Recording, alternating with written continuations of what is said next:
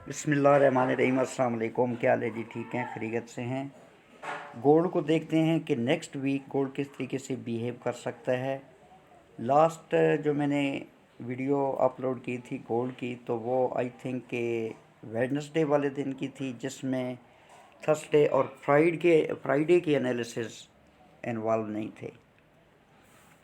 अब अगर हम गोल्ड की बात करें तो ये आप देखें, प्रेजेंटली गोल्ड जो है ये डाउनवर्ड ही मूव कर रहा है।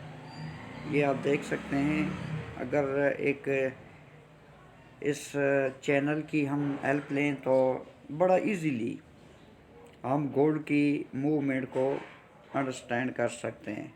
ठीक है, ये इसका थोड़ा सा मैं क्लोज व्यू करके आपको दिखाता हूँ।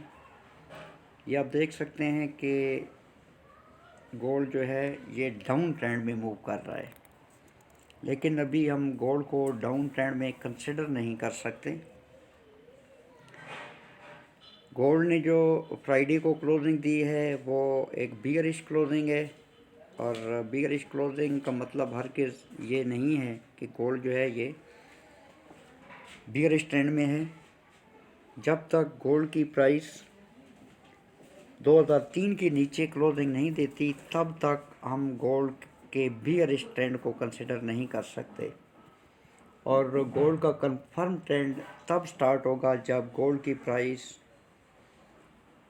1970-69 के नीचे क्लोजिंग देगी तो ठीक है। ये जो गोल्ड ने अपना बाई का ट्रेंड मेंटेन रखा हुआ है, उसकी करेक्शन हो सकती है। ये H1 का टाइम फ्रेम है, और चैनल के अंदर गोल्ड की प्राइस अभी मूव कर रही है, और जो क्लोजिंग हुई है वो भी बियरिश हुई है। अब मंडे को हम ये एक्सपेक्ट कर सकते हैं कि गोल्ड की प्राइस पॉसिबल है कि यहाँ तक आए 2009 और 10। 2009 और 10 से अगर प्राइस सपोर्ट लेती है, क्योंकि ये देखें ना कि 2009-10 के एरिए में पहले भी H1 की कैंडल जो हैं ये सपोर्ट ले चुकी हैं। अगर तो ये प्राइस सपोर्ट लेती है तो फिर पॉसिबल है कि ये वाला जो लेवल है 2020 और 2016, इसके दरमियान गोल्ड की प्राइस साइड वे में मूव करती हुई है। ये जो हमने चैनल की अपर ट्रेंड लाइन है, ये जो चैनल ड्रा किया हुआ है, इसकी जो अपर ट्रेंड लाइन है, यहाँ से रेजिस्ट होकर फिर प्राइस डाउन आने के चांसेस हैं। और अगर 2009 की ये जो सपोर्ट है ये डाउन साइड को ब्रेक और रीटेस्ट होती है, तो फिर ये वाला जो एरिया है इसमें प्राइस जो है कुछ दिनों के लिए साइड वे में आपको नज़र आ सकती है, एक पॉसिबिलिटी है। और पॉसिबल है कि गोल्ड की प्राइस नेक्स्ट वीक 1998 तक आए, जिस तरह कि मैंने आपको बताया था कि 1998 और 1988। ठीक है, अगर तो प्राइस आपको 1998 पे मिलती है तो फिर आपने बाई की कोशिश करनी है कि आप जो है वो बाई करें। अगर यहाँ से आपको एक बाई की कंफर्मेशन मिलती है तो आप बाई लें, बाई को होल्ड करें। फिर ये वाला जो एक एरिया है ये क्रिटिकल एरिया है गोल्ड के लिए, 2009 से लेकर 2003 तक। यहाँ पर नेक्स्ट वीक प्राइस जो है साइड वे में आपको नज़र आ सकती है। अगर तो ये वाला एरिया आप साइड को ब्रेक और रीटेस्ट होता है 2009 वाला, तो फिर पॉसिबल है कि गोल्ड की प्राइस जो है दोबारा ये वाला जो लेवल है 2016 से लेकर 2020 वाला, जहाँ से मैंने कल आपको सेल बताई थी कि अगर प्राइस 2020, 2024 और 2028 से 30 के दरमियान आपको मिलती है तो आप सेल करें। तो ये वाला एक लेवल जो है, अगर इसको आप ज़रा गौर से देखें तो ये देखें, ये लेवल मार्केट ने क्रिएट किया है। ये एक कैंडल ने इसको अप साइड को ब्रेक किया है, और वेरी नेक्स्ट कैंडल ने इसको एक मोमेंटम कैंडल के साथ डाउन साइड को ब्रेक किया है। जब ये लेवल कल की डेट में ब्रेक हुआ है तो प्राइस ने 2009 के ऊपर सपोर्ट ली है। ठीक है, अभी ये सेल की कैंडल है। पॉसिबल है कि प्राइस फिर 2009 पर साइड वे रहे और यहाँ से सपोर्ट लेती हुई यहाँ तक आए 2020 तक, 2016 तक भी आ सकती है। ये है 2016, ये है 2020। और इन केस चैनल की ये अपर ट्रेंड लाइन किसी रीज़न की वजह से अप साइड को ब्रेक और रीटेस्ट होती है तो फिर स्नेरियो चेंज हो सकता है। लेकिन आई डोंट बिलीव कि ऐसे हो सकता है जब तक गोल्ड की प्राइस 2003 के ऊपर है। 2003 और 2004, 2003 और 4 से भी हमें एक अच्छी बाई देखने को मिल सकती है। और जो हमारी एक लास्ट सपोर्ट है 1998 वाली, ये वाली सपोर्ट, ठीक है, यहाँ से भी गोल्ड अप साइड को जा सकता है। अब ये देखें ना कि यहाँ पर गोल्ड ने सपोर्ट ली है, ठीक है। ये कौन सा एरिया है? गलबन 2002 और 3 का है, ठीक है। ये एक बॉटम गोल्ड ने लगाया है 2003 के एरिए में, और ये भी 2003 का ही एरिया है। और यहाँ से भी पॉसिबल है कि प्राइस अप साइड को मूव कर सकती है। अब थोड़ा बैक में हम इसको देखें तो ये 2003 और 4 का ही एरिया है। ये देखें कि ऑलरेडी एक बॉटम मार्केट यहाँ पर बना चुकी है।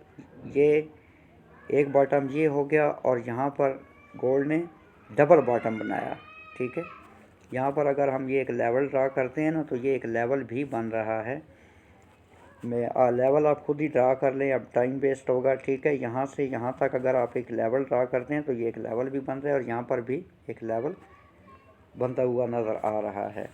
अब अगर तो प्राइस 2003 की ऊपर रहती है तो फिर अप साइड को पॉसिबिलिटी है। लेकिन ये वाला जो एरिया है 2009 से लेकर 2003-4 का एरिया, ये क्रिटिकल एरिया है, ठीक है। यहाँ पर मार्केट जो है साइड वे में आपको नज़र आ सकती है, जिस तरह के ये वाला एरिया है।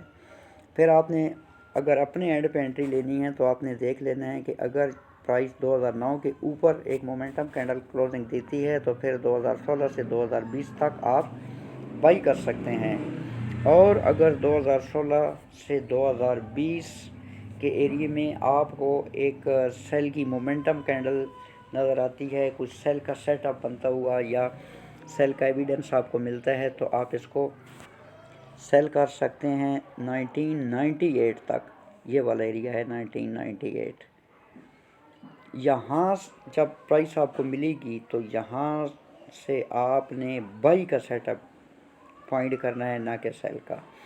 फिर देख लेंगे कि मंडे को गोल्ड की प्राइस किस तरीके से बिहेव करेगी। लास्ट वीक कुछ नेट रीज़न की वजह से मैं आपको डेली बेस पे गोल्ड की अपडेट नहीं दे सका, इसलिए फ़िलहाल आप इसको आई थिंक कि थर्सडे तक इसी तरह गोल्ड मुझे मूव करता हुआ नज़र आ रहा है। थर्सडे को डॉलर की न्यूज़ है, तो फिर शायद डॉलर कोई अपना सेटअप क्लियर करे। थर्सडे और फ्राइडे को 2 दिन ही रह जाएंगे।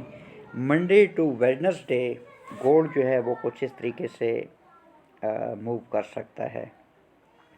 टेक्निकल एनालिसिस होते हैं, हर बंदा अपने पॉइंट ऑफ व्यू से देख रहा होता है। कुछ लोग एसएमसी पे गोल्ड को ट्रेड करते हैं, कुछ आईसीटी के हिसाब से गोल्ड को देख रहे होते हैं, कुछ प्राइस एक्शन पे देखते हैं, कुछ सपोर्ट रेजिस्टेंस पे देखते हैं।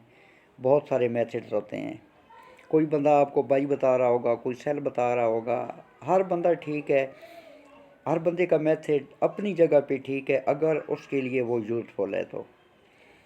अब फोरकास्ट करना या किसी पेयर को प्रिडिक्ट करना, ये बस गैब की बातें हैं, और गैब जो है ये अल्लाह ही बेहतर जानता है। टेक्निकल एनालिसिस, जो टेक्निकल चीज़ें नज़र आ रही होती हैं उनके बेस पर ही की जाती हैं। बाकी एंट्री या एग्ज़िट आपने अपने एंड पे लेना है। ये वीडियो जो मैं आपके साथ शेयर करता हूँ ये जस्ट एजुकेशन और इन्फॉर्मेशन पर्पज़ के लिए होती हैं, कि जो लोग इंटरेस्टेड हैं, मुझे जितना पता है मैं उनके साथ शेयर कर देता हूँ। एज़ ऑलवेज़ जिस तरह कि मैं आपको बताता हूँ कि आपने लार्ज साइज़ जो है इस पर कंप्रोमाइज़ नहीं करना। मिनिमल लार्ज साइज़ आपने यूज़ करना है, और मैक्सिमम इक्विटी आपने मेंटेन रखनी है। स्टॉप लॉस के ऊपर कोई कंप्रोमाइज़ नहीं है। Stop loss is part of this business, इस बिज़नेस का हिस्सा है। अगर आप ये कहें कि हमें स्टॉप लॉस नहीं लेना, तो फिर आई थिंक कि आपकी सक्सेस जो है वो डाउटफुल हो सकती है। तुक्के तो आपके लग सकते हैं, लेकिन आपकी एक अच्छी एंट्री जो है वो आप नहीं कर सकते। बाकी जो अपडेट होगी इंशाल्लाह मैं आपके साथ शेयर करता रहूँगा। अपना बहुत सारा ख्याल रखना, मुझे दुआओं में याद रखना। टेक केयर, अल्लाह हाफ़िज़।